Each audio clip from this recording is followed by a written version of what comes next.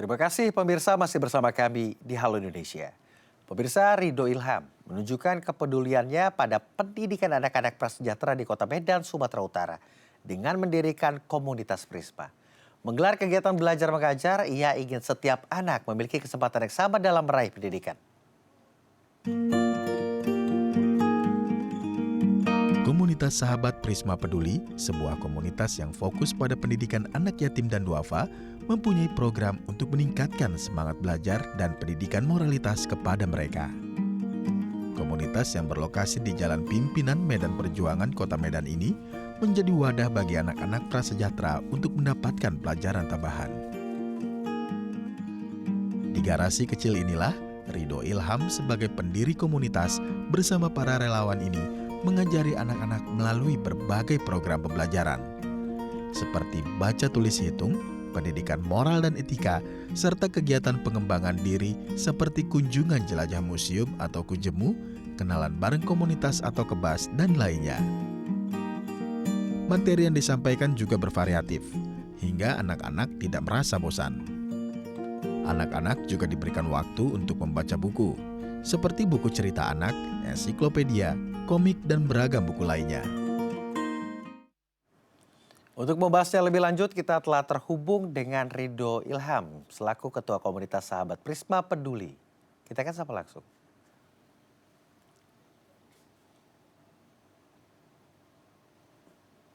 Assalamualaikum, Abang Ridho, apa kabar, sehat? Waalaikumsalam warahmatullahi wabarakatuh.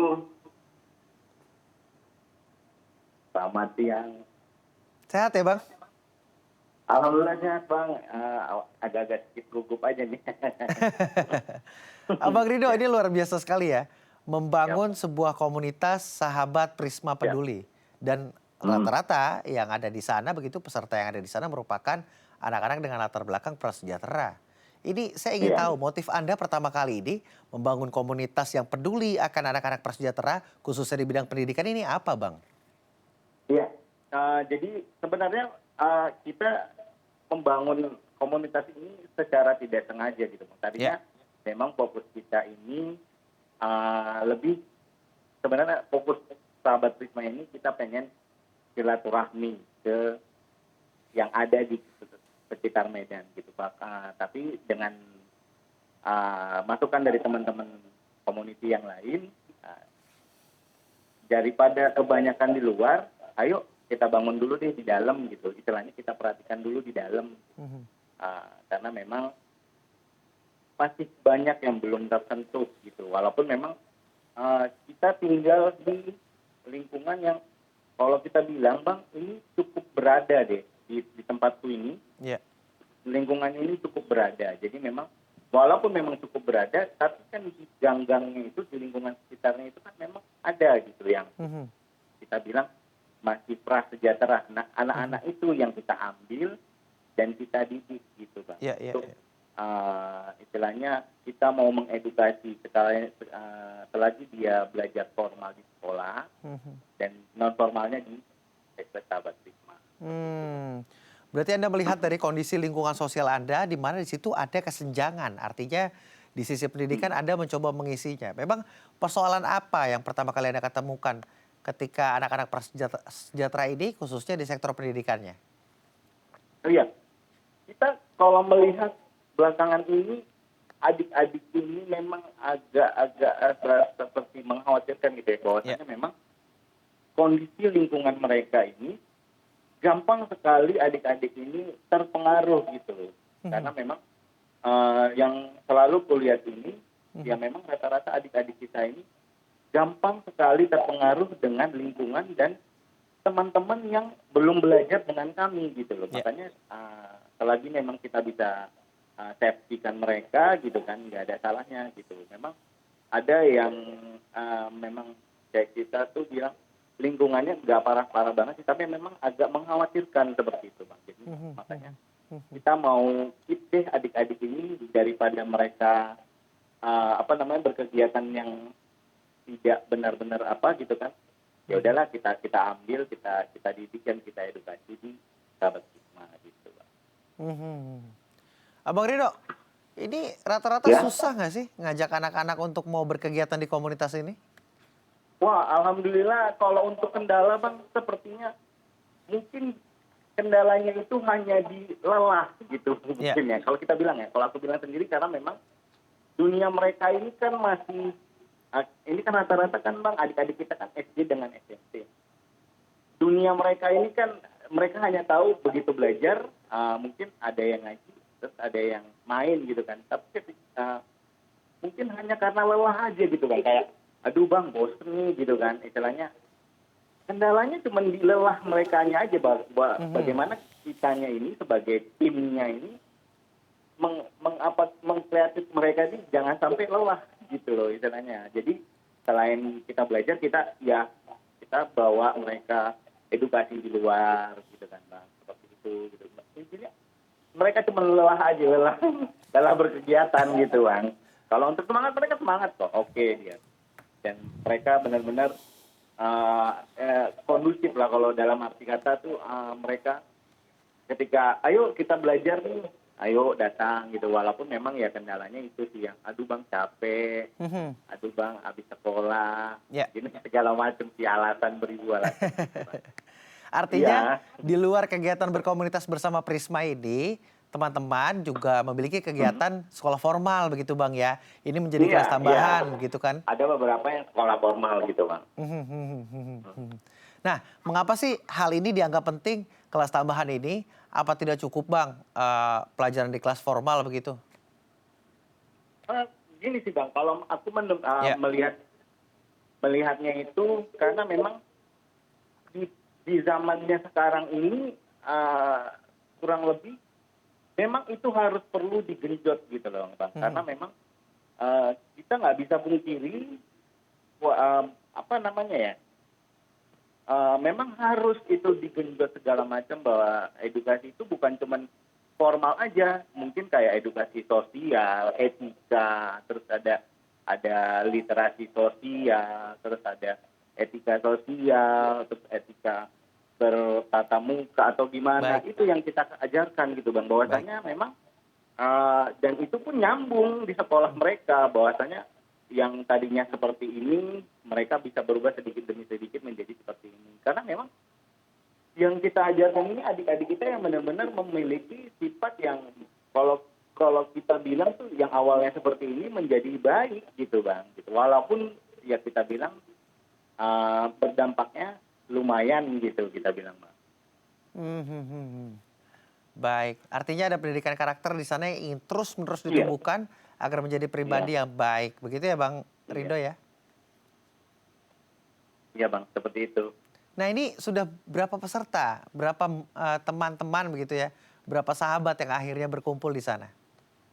Kalau untuk adik-adik kita di sini ada kurang lebih 25 orang dan 2 tenaga pengajar dan 8 pengurus.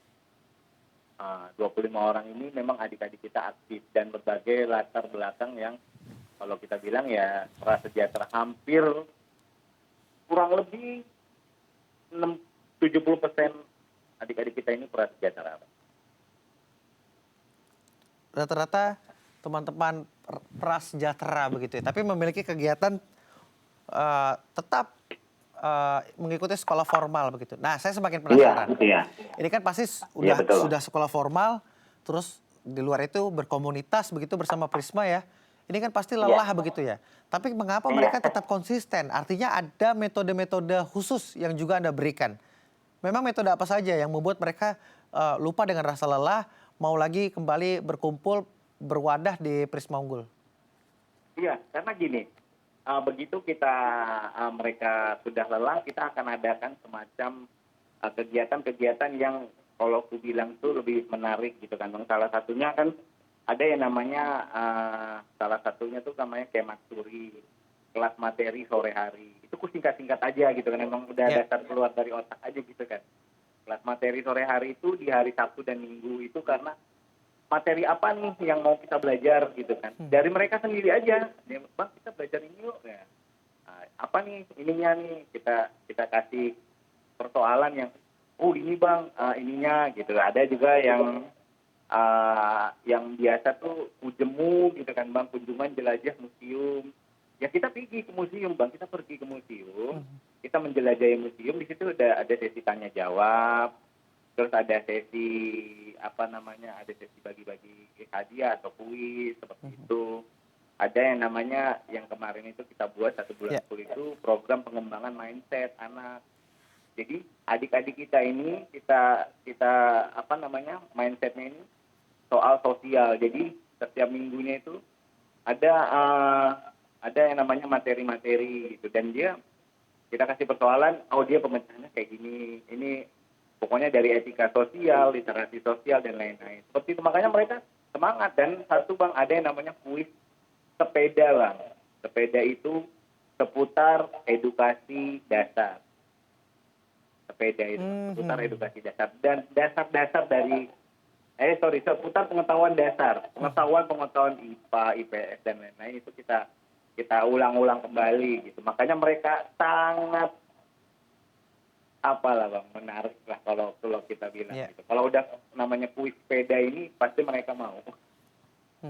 Seperti itu. Artinya menggunakan metode-metode yang dalam tanda kutip tidak kaku begitu ya. Jangan seperti kaku gitu.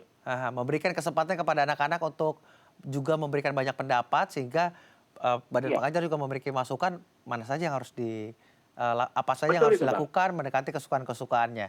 Saya makin penasaran, siapa yang mengkonsepkan ini? Siapa yang memproyeksikan ini? Apakah Anda sendiri sebagai badan pengajar atau ada teman-teman yang lain dan berapa banyak pengajarnya? Tapi jangan dijawab terlebih dahulu Bang Rido. Karena kita akan break terlebih dahulu. Pemirsa juga jangan kemana-mana, tetap di Halo Indonesia.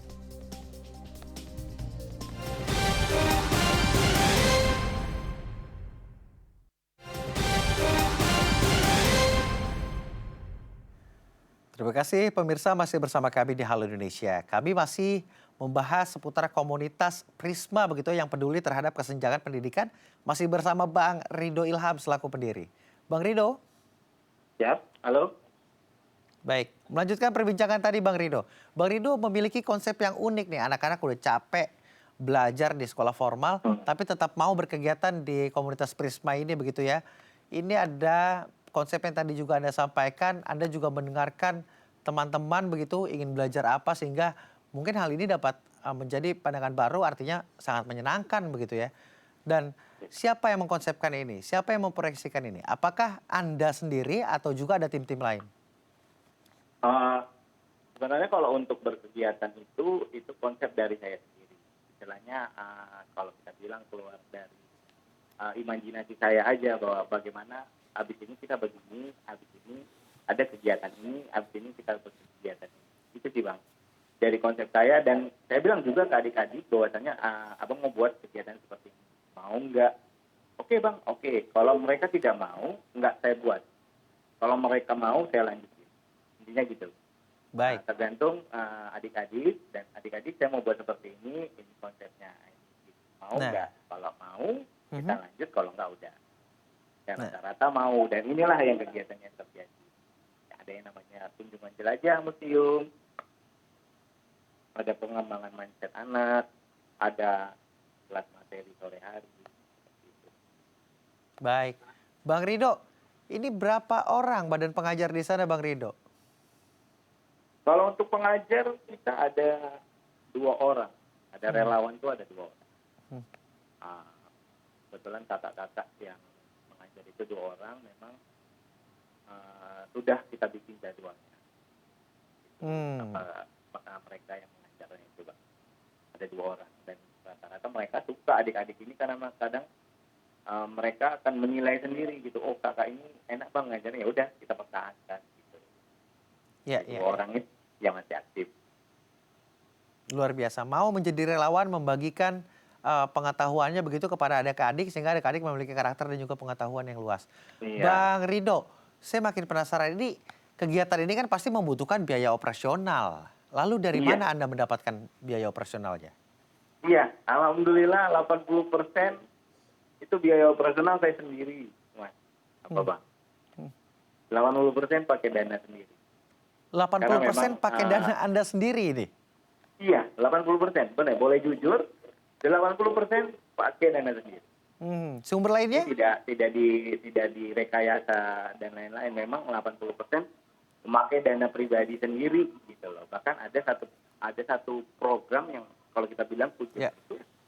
itu kan memakan, ya kalau kita bilang transportasinya itu kan memakan biaya lumayan budget saya pribadi. Ada sih teman-teman yang memang pengen berdonasi gitu kan, ya kita apakan, tapi memang selebihnya ya plan B-nya gitu, kita bilang plan B-nya itu ya duit saya sendiri gitu, akomodasi 80%, hampir saya sendiri. 80% Anda memakai biaya Anda sendiri, sisanya donasi begitu Iya. Bang Rido ya? Lah, Iya. ini saya makin bingung. Sudah waktu tersita begitu ya, tenaga Iya. juga tersita, pasti pikiran Iya. juga Iya. mengkonsepkan sesuatu untuk teman-teman keesokan harinya. Dananya juga berasal dari Anda. Motif Iya. apa yang lalu Anda tetap mau Prisma ini tetap ada, Prisma ini tetap eksis membantu teman-teman? Karena begini lah, Mas. Saya pribadi memang kepengen ini selalu berjalan gitu, terus berjalan. Karena memang saya tidak ingin, bukan memang kalau misalnya Tuhan berkehendak gitu kan, memang mau melancarkan lancar terus gitu kan. Saya tidak pengen adik-adik ini nggak tahu nanti ketika ini Prisma ini bubar atau gimana, nggak tahu mau kemana gitu. Misalnya malah makin nggak terarah arahnya gitu loh. Jadi ya udahlah, nggak apa-apa saya berkorban gitu kan, bahwasanya ya udah nanti pun ada aja itu rezekinya gitu kita bilang. Pasti ya, tapi positifnya di sini ketika saya memakai uang pribadi, balik aja itu duit gitu loh. Misalnya kasarnya itu ada aja rezekinya gitu. Ya. Ya pokoknya ada aja gitu, kayak ada satu kegiatan yang begini, ya saya kumpulin dulu duitnya, akomodasinya ya nanti bulan depannya inilah kita nanti ada aja itu nanti rezekinya itu. Pasti balik, nggak mungkin nggak balik. Artinya pasti ada aja jalannya. Anda memiliki prinsip dan percaya bahwasannya jika melakukan Iya. kegiatan Nggak bohong, baik saya begitu, mereka itu memang benar-benar ya kejadian nyata dan apa adanya gitu. Bahwasanya pernah ada satu kegiatan yang gitu kan, yang mindset anak ini memang karena memang ada kita nggak sekedar kegiatan di sini, Mas. Kita ada yang namanya bingkisan nutrisi, ada yang namanya asupan nutrisi dan lain-lain, agar mereka tidak jenuh gitu loh. Dan ya ini ya udahlah gitu kan, ya kita sisihkan dari pendapatan saya gitu kan, tapi ada aja nanti gitu yang rezekinya pokoknya balik deh, percaya deh gitu. Saya juga bisa ngambil rezekinya gitu. Pokoknya balik aja dia dulu. Abang, tentu Abang juga punya pengharapan kepada anak-anak. Apa yang Anda harapkan nanti ke depannya, masa depan anak-anak? Ya, simpel aja sih.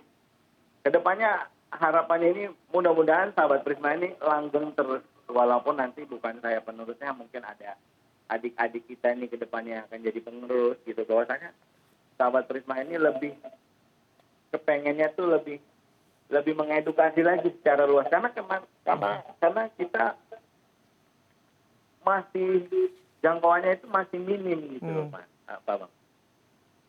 Masih belum secara merata gitu kita ambil adik-adik kita ini yang di luar sana. Gitu. Masih sedikit lah kalau kita bilang. Kita pengen tuh sahabat Prisma itu lebih meluas gitulah kita bilang untuk mengedukasi. Baik. Tantangan sekali loh, Mas, kalau misalnya untuk mengedukasi adik-adik kita ini gitu kan. Lelah ataupun ya itu tadi tantangannya harapannya mudah-mudahan terus langgeng deh ini kita bilang. Baik. Seperti itu. Luar biasa, Bang Rido Ilham, Anda sangat menginspirasi. Semoga sosok-sosok seperti Anda ini ada dan terus bertumbuh begitu, sehingga banyak anak-anak kita yang mungkin bertemu atau berdampingan dengan kesenjangan pendidikan ini bisa entas begitu, sehingga Anda juga dapat menginspirasi. Terima kasih telah berbagi bersama kami di Halo Indonesia, Bang Rido Ilham. Makasih, Mas. Selamat beraktivitas. Pemirsa, kami masih memiliki informasi menarik dan inspiratif lainnya. Jangan kemana-mana, tetap di Halo Indonesia.